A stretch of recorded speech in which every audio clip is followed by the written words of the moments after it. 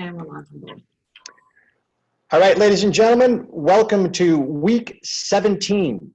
We finally figured it out. We counted backwards since the first shelter in place, and this is 17 Fridays in a row that we get to come to you from our, quote, living room into your living room. And this week with us are two of Cellar Angels' favorite people that we've had the pleasure of knowing for a long, long time. And we're going to introduce you to these two lovely folks in just a second. But for those of you on Facebook, welcome. And those of you on Zoom, it's great to see you all again. For everyone that is new to this, Cellar Angels is a direct-to-consumer wine curator, and we feature wines exclusively from Napa and Sonoma via the Cellar Angels website. Many of the folks this evening will be drinking right along with us with the wine that we're going to be talking about because they went to the Cellar Angels website several weeks ago and purchased a custom sip kit. And that sip kit is really your entry and gateway to 6 consecutive Fridays of eternal bliss because we put a bottle of wine in for the next 6 winemakers. And based upon what I've been reading in the news and based upon what we're seeing with regards to the virus, these Friday night tastings aren't going to end anytime soon. And in fact, we are already booked through October with winemakers. So from our world to your world, get yourselves to the Cellar Angels website, grab yourself a sip kit, and you will be set for the next 6 Fridays. Tonight, we are going to be talking first Chardonnay, but then also really the entire portfolio from the Maldonado winery. And with me this evening, we are humbled to actually see again, even though it's virtually. We'd love to be right here at their wine cave, way north in Calistoga. We'll show you where that is. But with us this evening, and without much further ado, it is my humble pleasure to introduce you to Lidia and Hugo Maldonado. Thank you both for joining.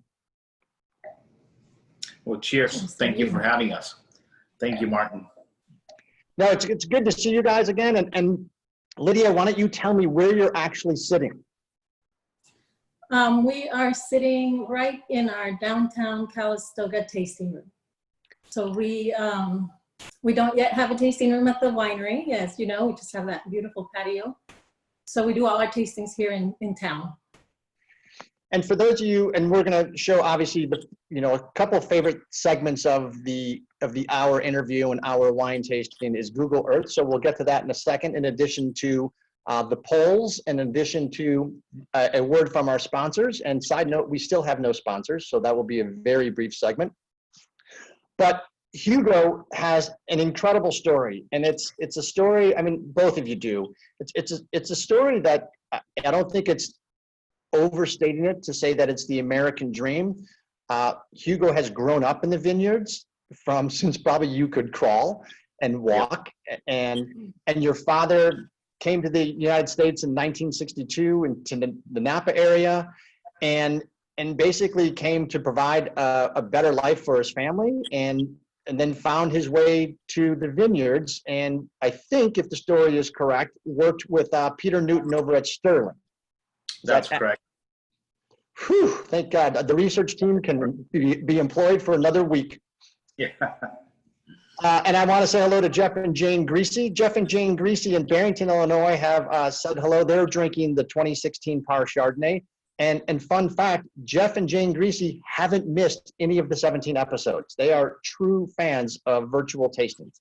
I don't know if they're legally quarantined and they're not allowed to actually leave their dwelling, but they are huge wine lovers, and we're actually going to get to see them next week. But thank you, Jeff and Jane, for joining. Julie Fogarty, happy Friday to you.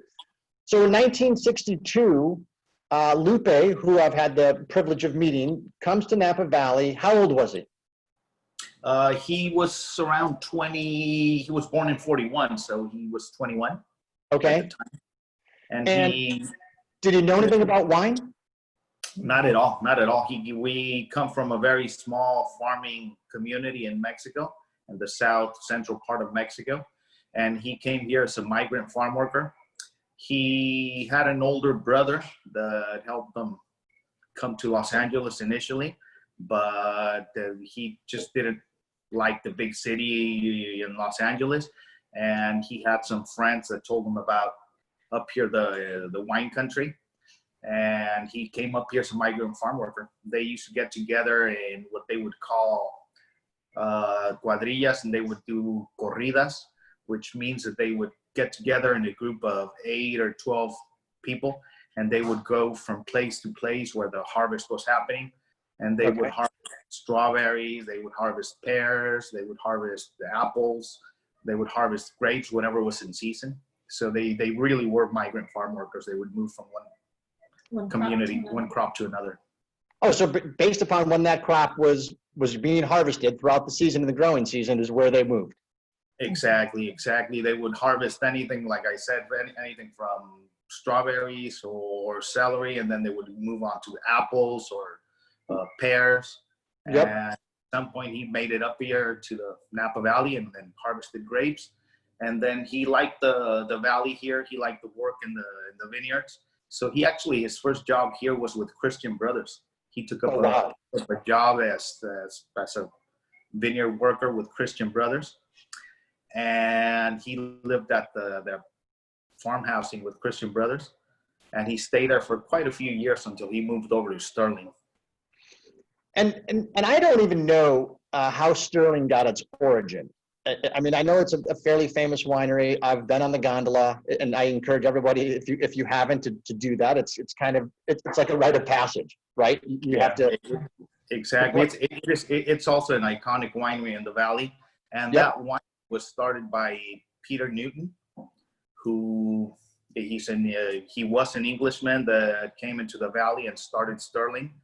So Sterling, he was originally in the paper company. Sterling was an international paper company, and he came into the valley, and he started Sterling Winery.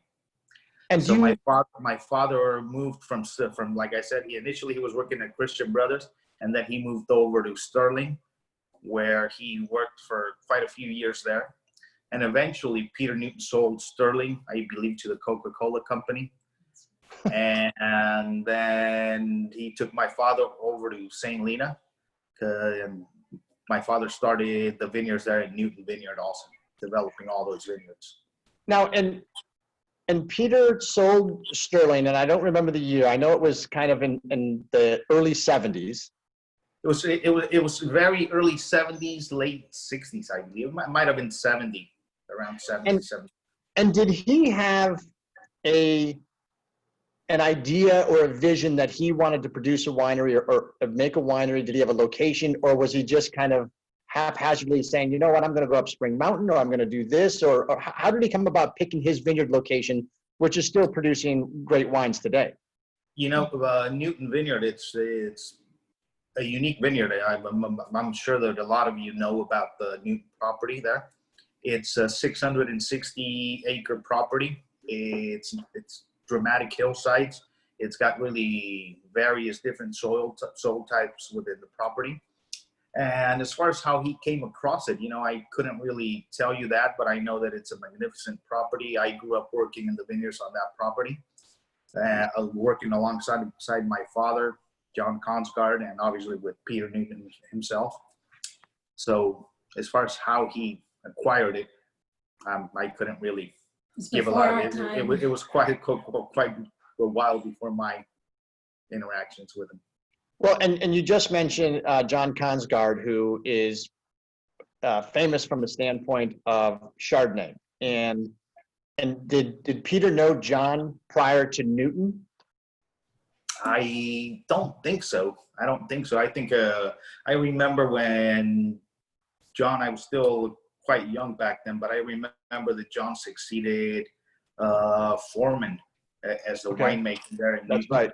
And John was rather young back then, from what I remember. So I think there was quite a few years that John developed his career and his passion there at Newton as well. So. And so how old were you when you started working alongside your father at Newton? Well, my father brought me here from Mexico when I was 10 years old. So, you know, our evenings with my older brother, evenings and weekends, it was going up to the property there and helping him, whether it was doing irrigation changes and on the weekends doing a little bit of pruning, or at least pulling some shoots. So we were probably 11, 12 years old when we were helping him out in the vineyards.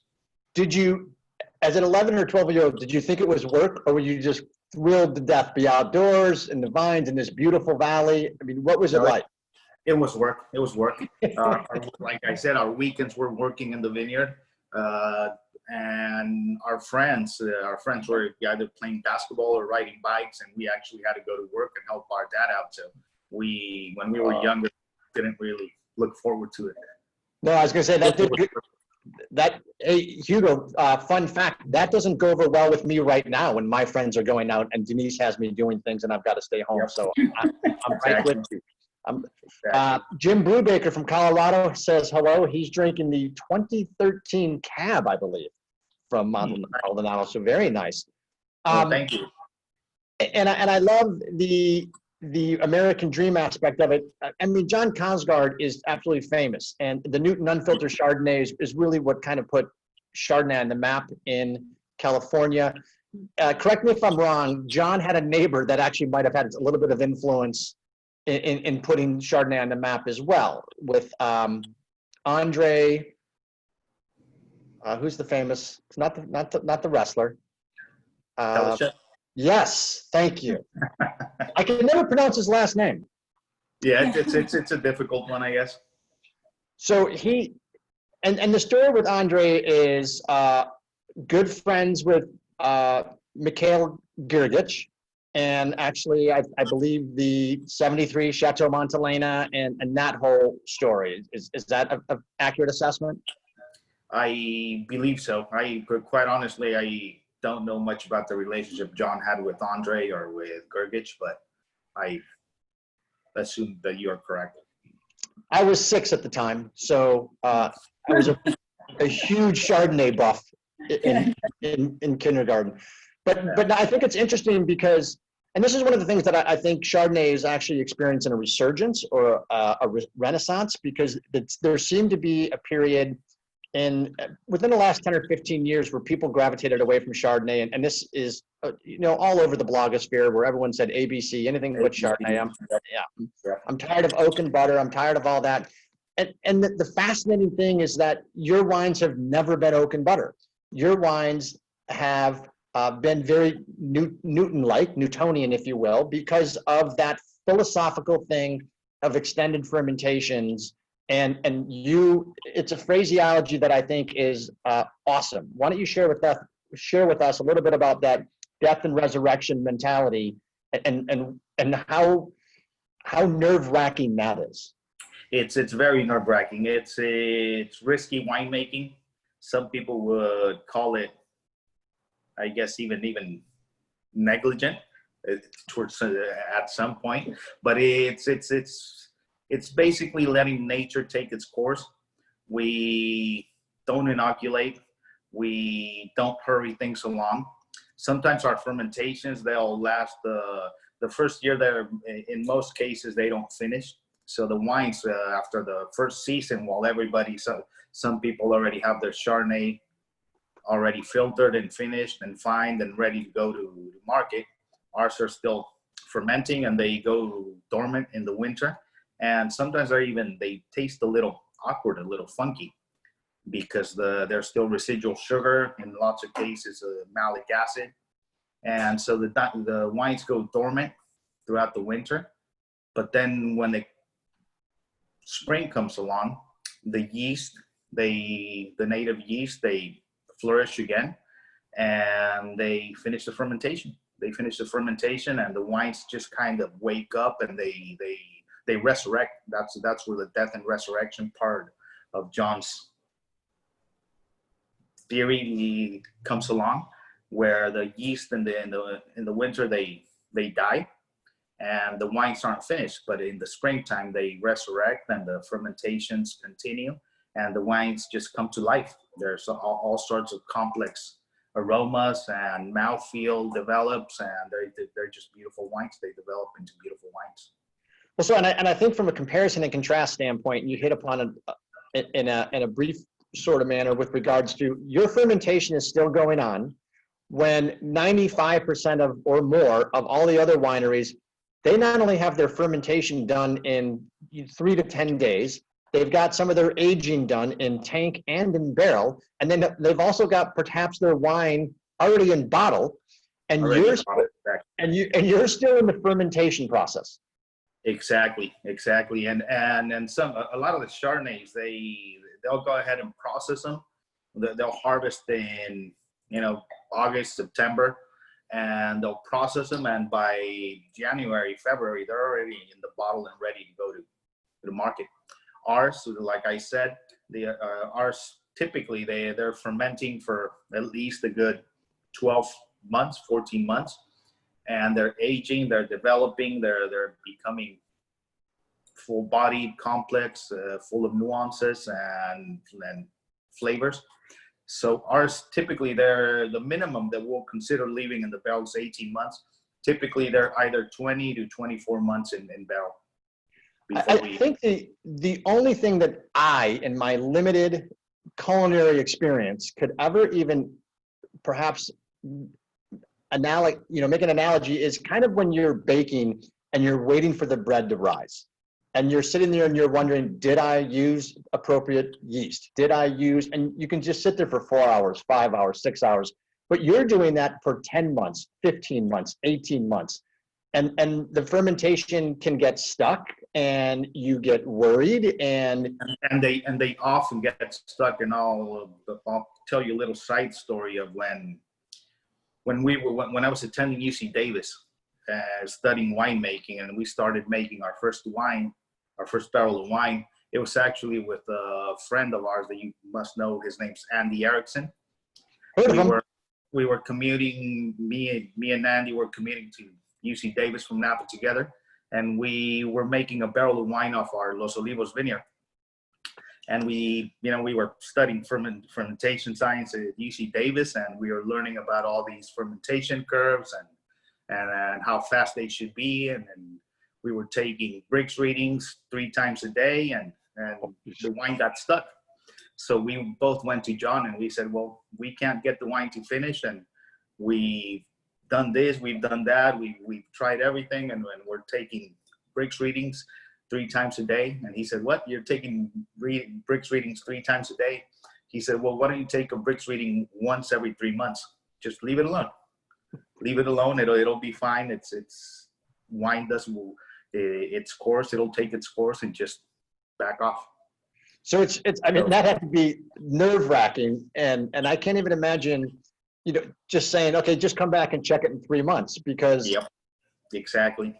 And that really typifies a minimalist approach. Now, did John learn that from French Burgundy, or where did this philosophy come from?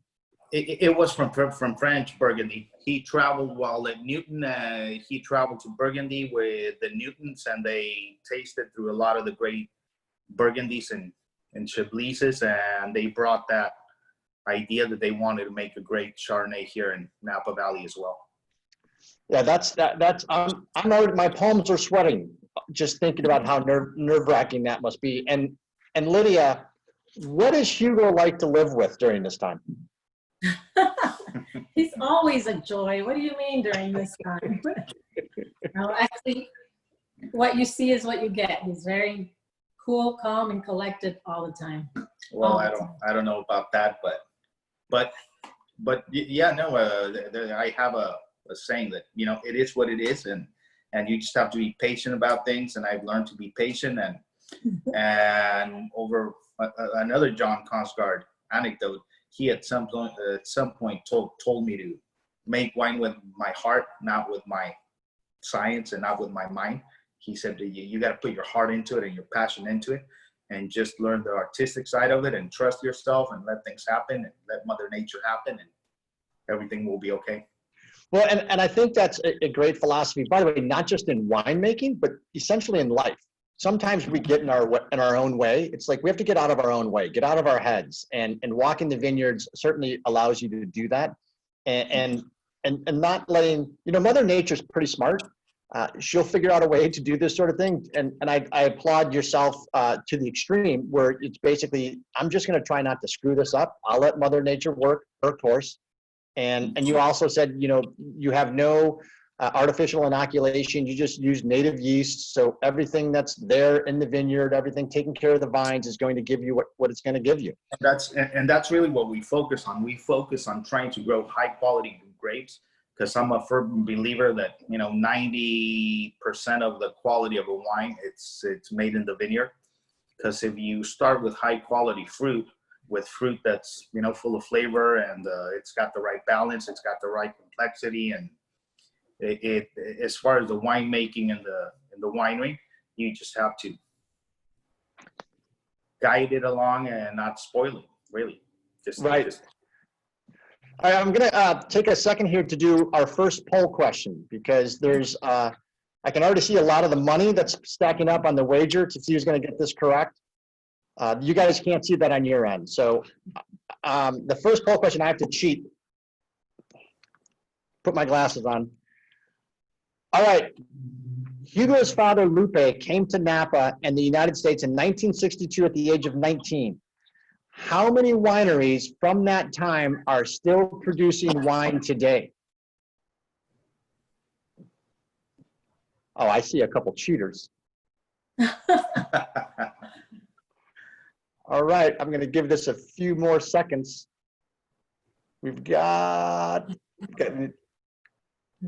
5 more seconds. 4, 3. I need one more answer. 2.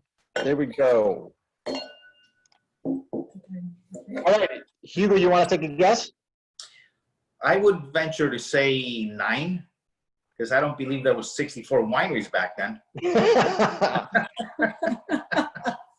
Pretty impressive, pretty impressive. I think it's actually impressive that there's still 9 wineries from the 60s that are actually producing wines. That's actually, and the better question would be to ask people if they know which wineries they are. Right. The extra credit is to name all 9. Yep. All right, and then we also just show some folks where we're talking about when we share where you're located.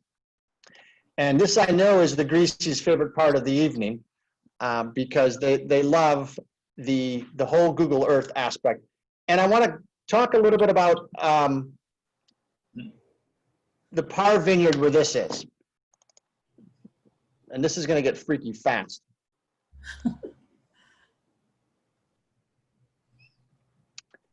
So now this is one of those areas, and I'll back up a little bit so people can see kind of the ruggedness of this terrain. We are in Napa Valley, which is very, very far north. Mm-hmm. And it's interesting because often we talk on Cellar Angels and during our virtual events and over the last 10 years that we've been doing this, that the Carneros region, you know, is that cool area down there in the Jameson Canyon, Carneros, where it's just that very, very moderate temperatures that doesn't get 100 and some odd degrees like it does up here. How in Napa Valley did you discover, and I guess after 4 decades, you know a few of the vineyard blocks in the region, but how did you discover the Par Vineyard, which is all of these blocks right here, to be an exceptional Chardonnay producing vineyard, and why is it so magical?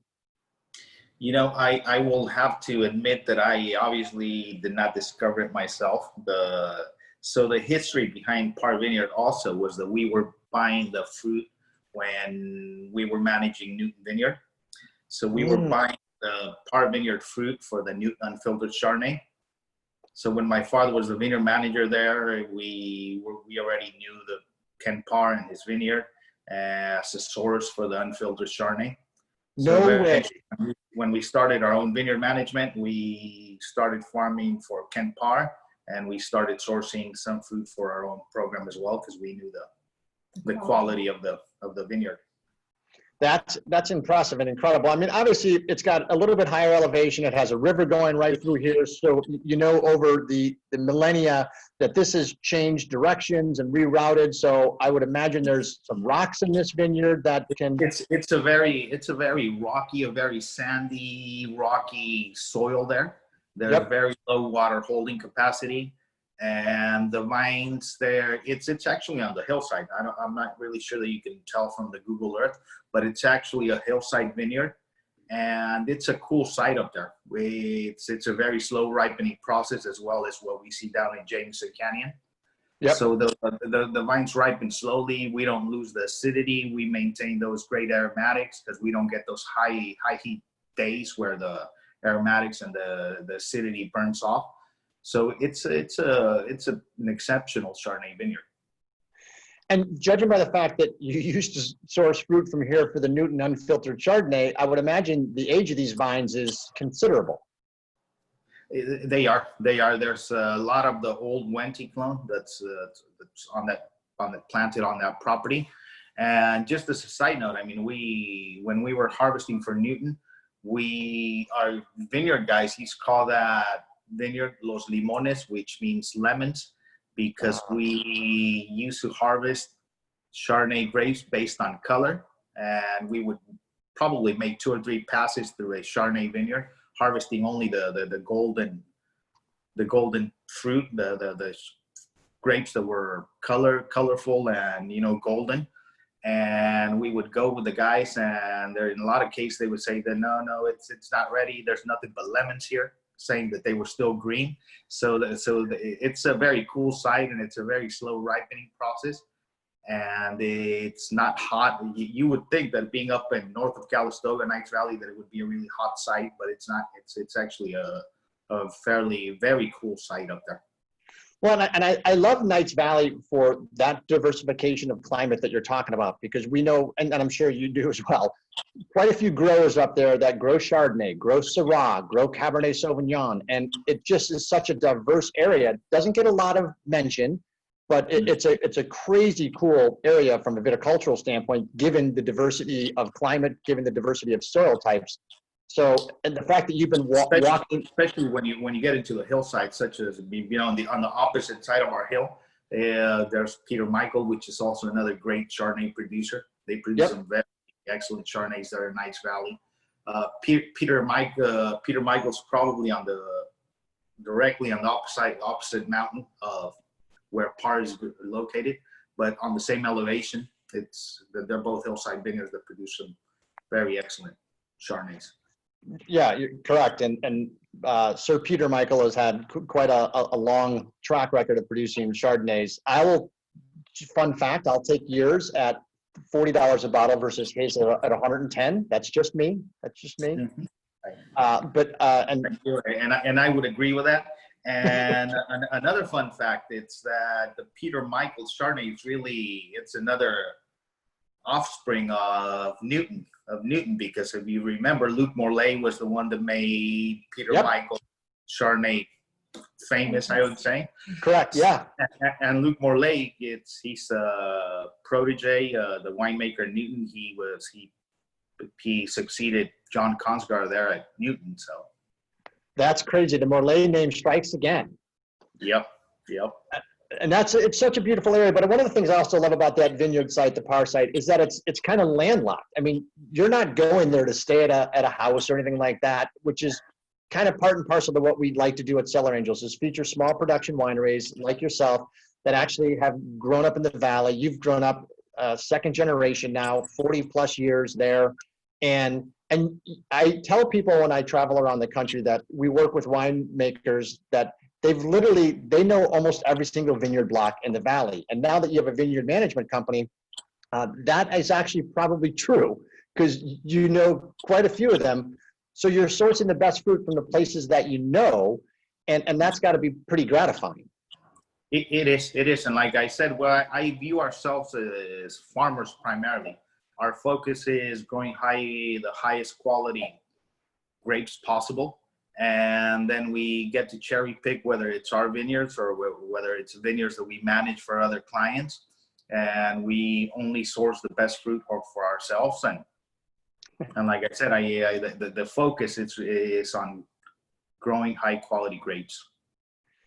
And Lidia, tell me about your role while he's out in the vineyard and making certain that the fruit is optimized, and you're running the business, is my guess. She's the boss. No. I'm responsible for everything that's not in the vineyard. So tasting room, paperwork, bookkeeping, marketing, all of that other stuff. I'm the one responsible for having Hugo be here today, because you know how hard it is to get him to sit down and yes. talk. But then he starts talking and he's great. So, but yeah, I try to to keep the business end straight as much as I can. And the business end is no easy feat. And I would like to just remind everybody that, yes, there is a global pandemic. The grapes don't know that. So Hugo's busy at work, but Lidia has an absolutely complex minefield to navigate because all of the California wine region and wineries were shut down for 3 months. And now they've had a slow amount of opening, and the regulations are a moving target on who can open. And I've even seen, and Lidia, you can actually back me up on this or give me the straight scoop, where they allowed some wineries to open if you could serve a meal. And so for all the wineries that didn't serve a meal, they weren't able to open. And a lot of the smaller wineries, as all of the Cellar Angels folks know, because those are the folks we focus on, it's not exactly like they've got an adjoining restaurant or anything like that. And then it's creative that some of the wineries said, well, we're going to serve a salad. But then the state came out and said, no, salads aren't a meal. And I'm going to have to say time out because California invented the salad as a meal. I mean, salads became an entree because of California. So now the government comes out and says, no, salad's not a meal. So what you're doing on the business side in this area of a pandemic is incredibly difficult. Right. It's so from the beginning, you know, March, we shut down March 20th.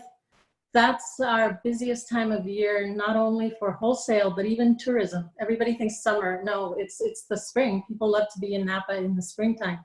And so everything went to zero. We had to really quick make sure our website was updated, make sure that people knew, you know, wine's still here, we're still here. We just couldn't see anybody in person. So yeah, it's just been a lot of trying to figure out who to reach out to, who to talk to. Thankful for people like you who reach out to us and say, hey, look, this is what we're doing, and trying to make sure at least some wine is still going out the door, which luckily, you know, it is through wholesale. A lot of the stores and the restaurants that were, you know, doing pickup meals and things. So right. Thankful for all of them, but crazy times. But it has been hard, Martin, because so like Lidia was saying, our tasting, we had to close it down for 3 months. And then we began phase 2, apparently. And then for a couple of weekends there we did a kind of a soft opening trial here at the tasting room. Right. And then last week, again, they notified us that we were going to be shut down again and we can have no inside tastings. They're allowing outside tastings, but we don't have an outside patio. And then, for example, today up in Calistoga, it's 102 degrees. So tasting no wine, way. No easy feat. No, and actually, let me show people where your tasting room is.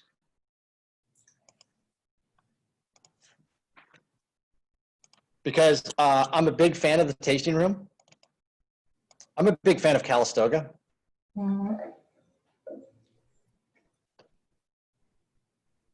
How'd we do? I think we're zooming in. Excellent. I think it's there, right?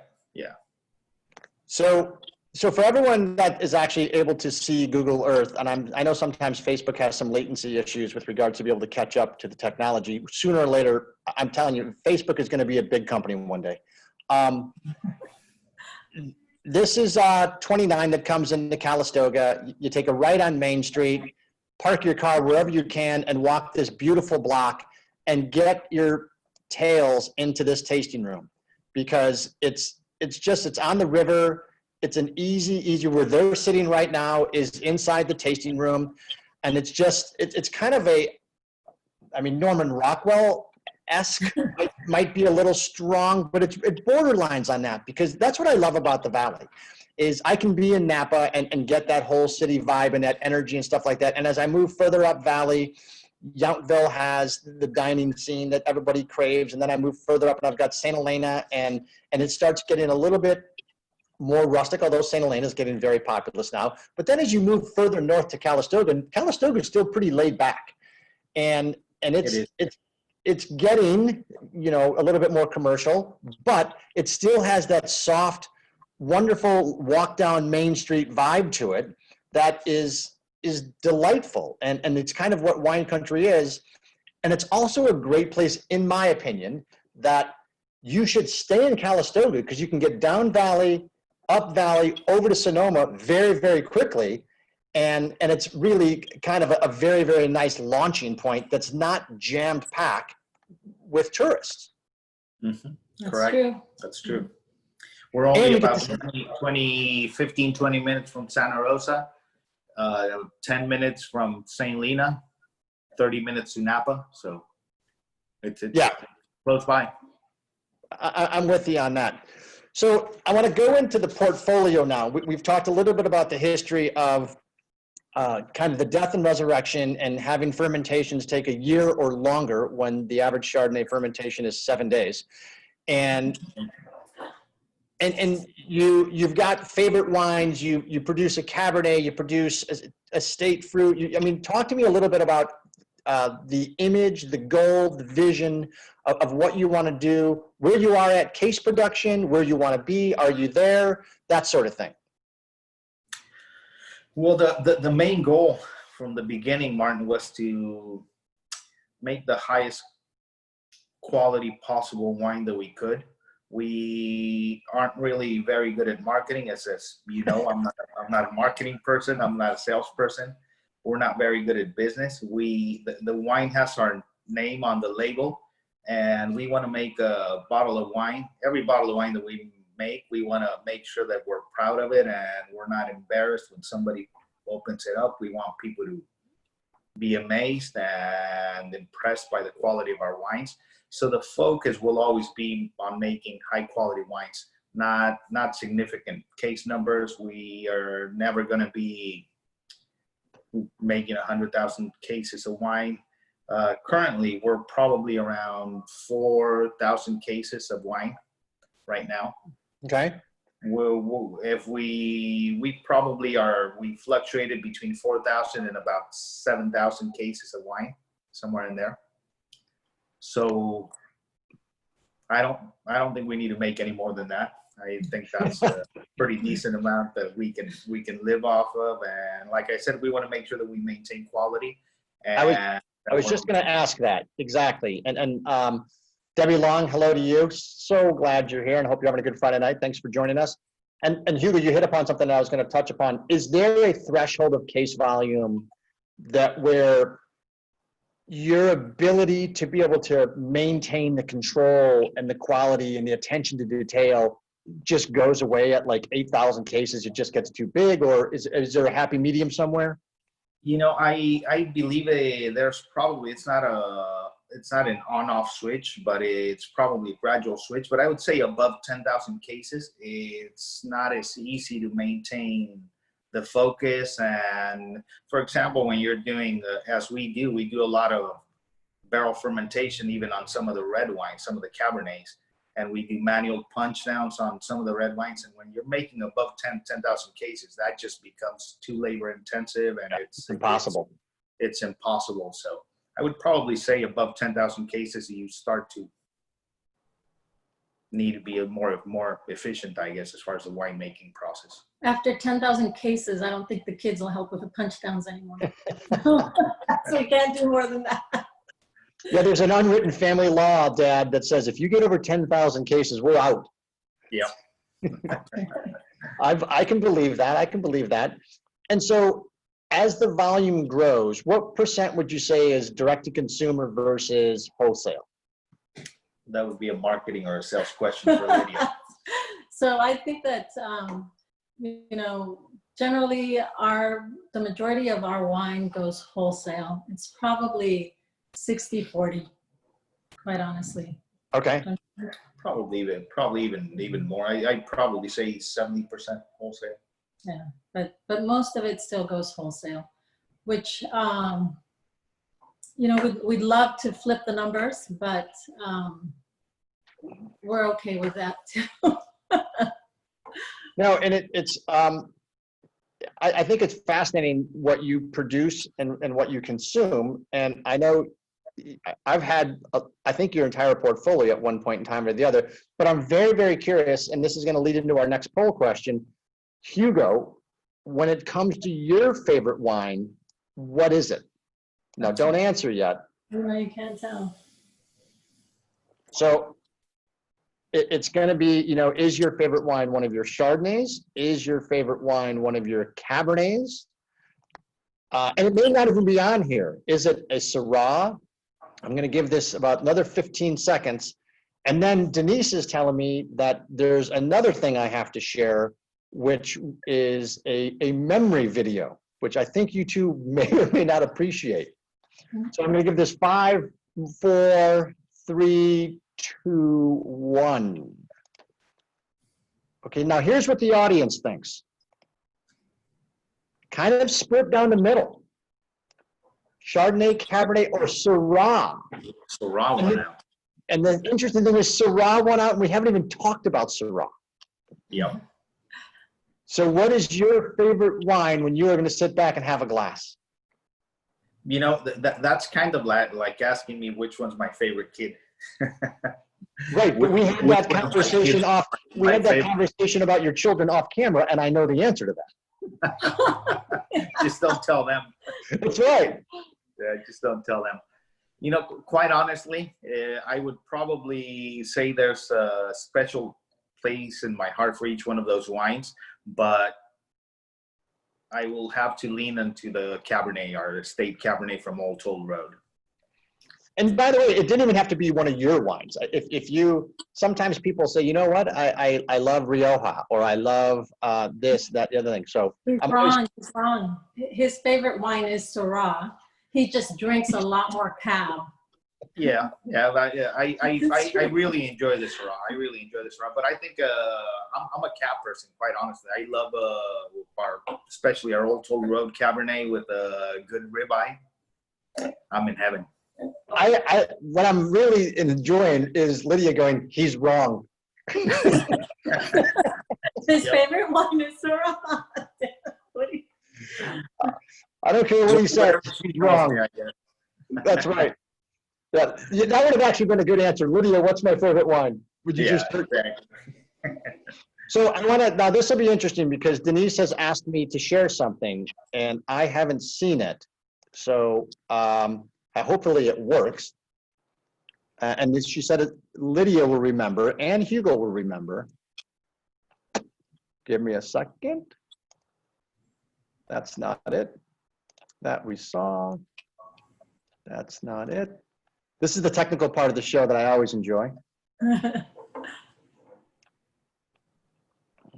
Oh, this might be it. All right, can you see that? That's our last Not our last, probably interview our with you, or our first interview with you. Yeah. Okay, so now, so this was probably, I'm so glad Denise shared this. This was probably 6 years ago. So everyone take a listen and turn down the music and turn up your volume. This is an outtake. Everyone thinks that, you know, this is all natural, that we don't make mistakes at Cellar Angels. This is a mistake. Humbled to introduce you to Lidia and Hugo Chavez.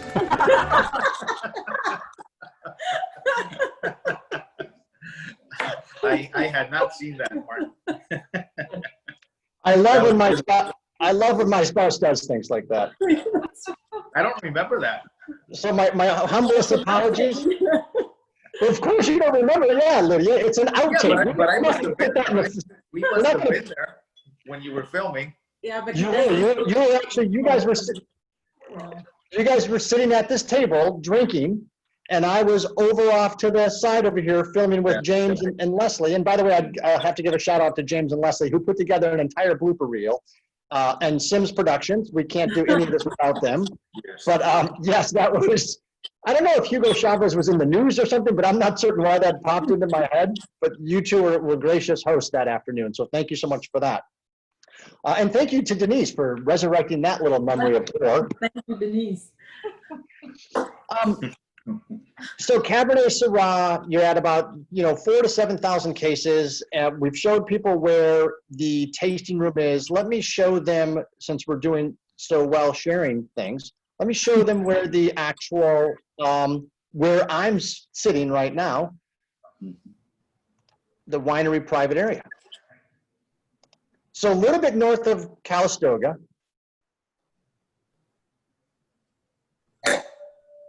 And Hugo, you're probably here every day.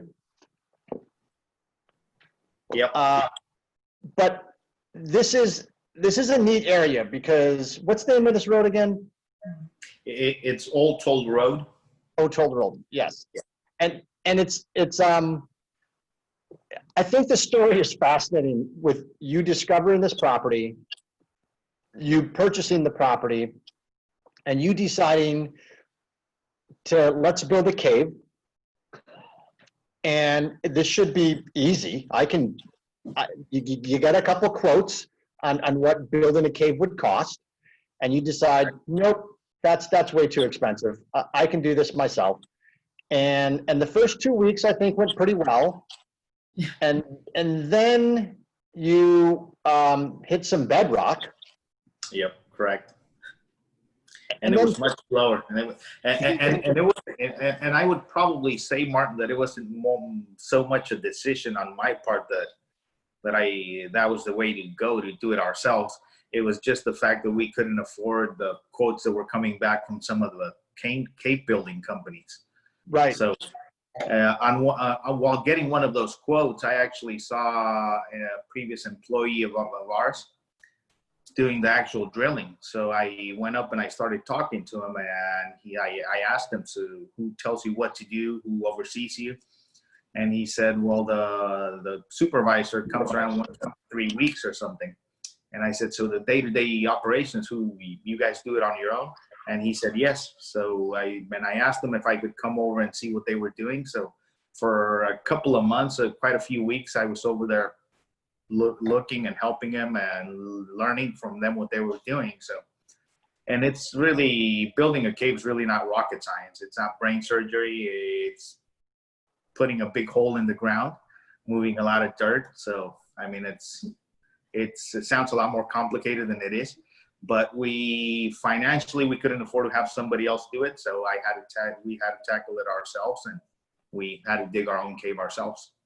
Well, and it may not be rocket science, but I don't think people can appreciate, this is where you built the cave. And it's not exactly one hill. This is mountains of rock, and there's a lot of topographical relief and valleys and things of that nature. And it's just not like, oh, here's a big hill, let's dig a small little cave out of the hill. Your cave is freaking impressive, and it's gorgeous. It's tall. Most caves aren't that tall, and the fact that it took you 2 years is also a testament to persistence, tenacity, perseverance, all of the attributes that really are the hallmarks of success in any endeavor. And so I encourage people to make an appointment, come out to the tasting room in Calistoga, buy a bunch of wine, get a private invitation out to here, that sort of thing, because this cave is impressive. Sitting out here drinking wine, this is a technical phrase, does not suck. Yeah. Thank you. It does not. It's a great site. We got very lucky. We're blessed that we were able to come across that property and that we were able to develop it, because it sounds like a cliche when we say it over and over, but it really is the American dream. I mean, like I said, my father came here as a migrant farm worker. I grew up working in the vineyards, and Lidia's family, the same thing. And today we own a small winery in the Napa Valley, one of the premier wine growing regions in the world. And we make quite a few bottles of wine with our name on it. So we're blessed, and we are more than happy to be here. Well, and you've done an incredible amount of fantastic wine production, but you also are one of the co-founders, if you will, of the Mexican American Vintners Association, or one of the founding charter members. And this is a group of great wine producers that have got together and that are really living the American dream. But you decided to pay it forward and say, let's put together an organization. And as a charter member, that sort of thing, you're promoting great wines from, like you said, one of the best wine growing regions in the world. So talk to me about the philosophy behind that. Well, that's exactly what the philosophy, the idea of the Mexican American Vintners Association was. It was to be a resource for other Vintners, especially other Mexican-American farmers or growers here in the Valley that wanted to get into the wine business. We wanted to be there and serve as a resource for them and network with each other and help each other, and also try and give back a little bit as far as scholarships to the sons of the Mexican migrant farm workers here in the Valley. So that was the main goal of that association. That's pretty impressive. And as I empty my glass of Chardonnay, and I have a bottle, so I will fill it back up.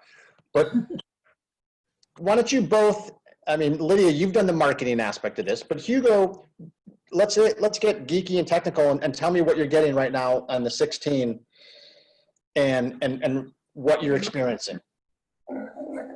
Well, typically year after year, I mean, the Park Vineyard, it's a very aromatic vineyard. It's very, the nose is very complex.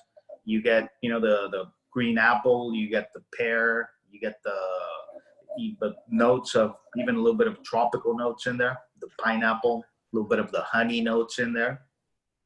But when you taste it, also, you get the apple, the ripe citrus flavors, you get the honey in the mouth as well. But it's really well balanced by a bright acidity. The acidity is really crisp, the minerality is there, so it's never a cloy wine. It's never a wine that really that's just butter, that's just overly cloy. It's well balanced. Well, and the finish is long and like 30 or 40 seconds long. And so walk us through and educate us. The fermentation process is still mind-boggling to me, where you sit there and wait a year as the wine is in barrel and you don't mess with it. And is there a barrel regimen that you like to use? Is there a certain cooper that you like to use? At 24 months or 18 months, do you take it from barrel to bottle? How do you do that? But let me just clarify that we do quite a few things to the wine. I mean, we don't manipulate it. We don't do any additives, but we're constantly topping it.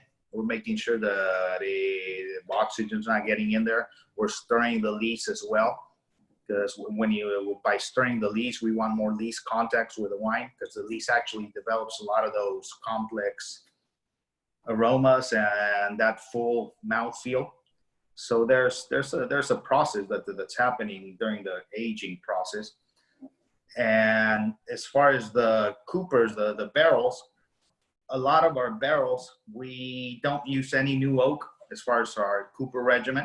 Okay. We use as much as we can. Most of our barrels actually come from John Consgard. I'm actually about to pick up another 50, 80 barrels from Alex. It's from Alex Consgard, John's son, next week. So we use a lot of they use a lot of new 100% new oak barrel for the most part. And then we get their second use oak barrel. So they source our barrels. They're our cooper selector. So nice. That's how. Please tell him we said hello. I will. Actually, he has no idea. He has no idea who we are. and the only thing that we do, Martin, when we get some of those barrels, we actually take the heads off the barrels ourselves, and we grind down about 1/4 of an inch inside the barrel, and then we re-toast the barrels. Oh, wow. And then we reseal them up ourselves. Interesting. So about 50% of those barrels, we re-service them and we re-toast them ourselves at the winery. Well, and you just talked about something which is a very labor-intensive task, stirring the lees. And obviously, if you start getting larger productions, there's no way you can do all those manual things at 10,000 cases. Exactly. So that's fascinating. That is, I'm a big fan of that process, because it's a slow art form of not rushing it and dialing back the intensity, but certainly letting Mother Nature produce that intensity. And your description of the wine is spot on. It has great weight to it, great body and nuance and complexity, but it's not that cloying, artificial type of thing. it has some depth, some balance, and it looks like. Go and ahead. it's the natural bright acidity of the vineyards of the site, both our other wine, the Los Olivos, and also the Par Vineyard. That's what I love about those two vineyards, that we maintain that natural, really bright acidity. Even though we put the wines through the full malolactic fermentation, the wines at the end, the acidity is still bright, they're crisp, the minerality comes through, and you can only do that with a really cool weather Chardonnay that maintains really adequate acidity. Because a lot of wines, a lot of Chardonnay producer or other wines, when you try and add tartaric acid, synthetic tartaric acid, it never tastes the same. It tastes it leaves a metallic aftertaste. There's nothing like natural acidity that's produced in the vines and the grapes. You cannot add natural tartaric acid into the wine. Yeah, that's a great point. And I think a lot of producers miss that aspect. There's nothing like natural acidity. Yes, you can introduce artificial acidity, but it's just not the same. It doesn't taste the same. It does not taste the same. It's a very good point. I have one final poll question. It's an essay question. It's not an essay question. All right, here we go. Hugo's ultimate goal for the family winery is attain a 100-point score, leave a legacy for his children and grandchildren, have a wine served by a U.S. president at the White House, which might be the ultimate culmination of an American dream.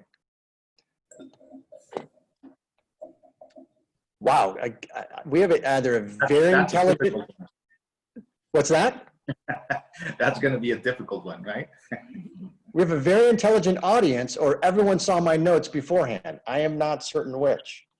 All right, I'm going to give this 7 more seconds. 5, 4, 3. This is a first. Well, nice. I guess that's the answer. Now, I think I knew the answer to this. And I think everyone else did, because you're an incredibly humble man, very family oriented, as we've all learned. Certainly have walked in the footsteps of your father, and now my guess is your children are not far behind you and they're doing punch downs. But what most people may not know is that you've already had a wine served at a presidential dinner at the White House. We did. 2002. Mm-hmm. That's that crack marketing staff that took care of that. So what wine was at the White House? So the very first bottling off of the Los Olivos vineyard, a 2002 Chardonnay that was served at the White House in 2004, I believe. By President Bush. Yeah. That's outstanding. I mean, that is actually pretty kind of special. It is. I mean, when you think about the whole grand scheme of things, of, you know, arriving here, your father arriving here in '62, and then to be able to have a wine served at the White House, that's kind of a picture perfect circle. Yeah. And being able to leave. So what do you want the children to inherit? And by the way, I'm not writing you off, Hugo. I know you've got a lot of years left. And we've got a lot of dinners to come out and enjoy with you. So once this pandemic is over, we're going to sit down and do some of that. But tell me a little bit about the vision and the legacy that you want to leave. Well, that's really what you've already really answered that for us. I mean, it's about the family. It's about our kids, what our parents did for us, what my father did for me. He taught us not only the importance of hard work, but the importance of family. Family comes first. Everything he's ever done, he did it for us, for me and my siblings. And we want to turn around and do the same thing for our kids. My father, I mean, he basically gave me the house we're living on. His whole life, he's dedicated his whole life to his kids, and he's instilled that in me, and we want to do the same thing for our kids. Give them a place where they can make they can have their livelihood, where they can have a job, where they can make a good living for themselves, and obviously through hard work, because this is hard work, but that's really what it's about, having their livelihood for our kids. Well, I think it's a fantastic goal. I know you're well on the way of doing that. And I'm going to show one last screen share. I promise this is the last one. Because people are asking, where do I get these kits? And I think I'm going to show you. Nope, that's not it. This is my first time doing this, so bear with me. Now it's not even working where I can share this. Oh, I think I just X'd out of everything. Let's try. No, this one you saw earlier, but I'll reduce this. There we go. All right, so can everybody see the website? Raise your hand. Okay, good. The studio audience, everyone had their hands up. That's awesome. I like that. So this is the sip kit. You go to the Cellar Angels website, you can actually purchase a sip kit. And notice we've got a sparkling coming up. So you grab this, and for the next 6 Fridays in a row, when that gets sent to your door, you will be able to taste along with the owners and the winemakers, like we're doing this evening. And for all of the wine Cellar Angels that are on the sip event right now, I want to show you, you may not know this because we get a lot of people that say, hey, there's a lot of wines on the website. And we say, yes, we know there's a lot of wines on the website. But the new feature, filter, allows you to filter category. So that's a lot simpler and a lot faster to make certain that you can find the wines you want to buy, support the winemakers you want to support, and get great things and skip the store, social distance from home, and buy great wines. I want to talk about one of the charity partners that we have, Vineyards to Villages. Hugo will recognize probably the most important ingredient behind great vineyard site is water. Vineyards to Villages actually is a group in the sub-Saharan Africa regions that actually finds and develops wells for villages. And Vineyards to Villages is one of our charity partners. A lot of Sonoma and Napa wineries are part of this, V2V. So we would definitely want to highlight them. And Hugo and Lidia, anything that you want to tell the audience or the universe on this Friday night in July with regards to sales, marketing, wine production, or family legacy or fun? He's looking at me, so I guess I have to answer. I just want to let everybody know that when they buy a wine from Maldonado Vineyards, whether it's through Cellar Angels or through us, they really are supporting a family. It's going, directly to us. We are making these wines. There is no in between. We're growing. We're caring for the wines. We're making them ourselves. And it is our livelihood, and we are dependent on the wonderful people that enjoy drinking these wines. And the great people that market them like you. Oh, yeah, this is sitting at this table, I work. I would be honestly remiss if I didn't actually thank the audience. And I know we've got a bunch of competing interests right now. It's summer, kids are out of school, and families are at home, and everybody's trying to social distance. And while we have to physically distance, as I tell people, it doesn't mean people are trying to physical distance. We can physical distance, we don't have to social distance. Even though it's virtual, we can't thank the supporters enough for buying wine through Cellar Angels. It allows us to help great families and great people like Lidia and Hugo Maldonado, not Chavez. And quite honestly, it's a joy for us to do this. We've had the pleasure of knowing them since 2012, when Lidia reached out to us via the website and said, hey, tell me more about what you're doing, because that's what sales and marketing does. And we've become friends, and we actually really care about their business, care about their passion, and that's the sort of thing that we need to perpetuate as wine consumers. So definitely grab some of their wine. When this visitation is allowed, please go visit them in Calistoga. And we are thankful for everybody. Stay safe. Have a wonderful weekend. And Lidia and Hugo, thanks for spending some of your Friday night with us. Thank Cheers. you. Thanks All right, everybody cheers. for joining, and thank you, Martin, for having us. Our pleasure. You guys are great. Be well. Stay safe.